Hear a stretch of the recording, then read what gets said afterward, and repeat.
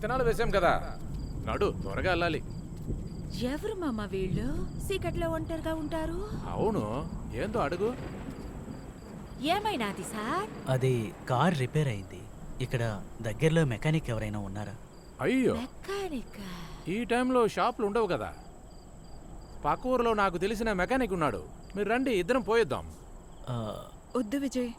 వద్దండి, వైఫ్ ఒంటరిగా ఉన్నారు. సార్ వెనకాడతారేంటి? కావాలంటే నా భార్య ఆమెకి తోడుగా ఉంటుంది. నేనుంటా సార్. ఏంటి విజయ్, నేను ఒక్కదాన్ని ఎలా ఉంటాను? వేరే దారి లేదు నిషా.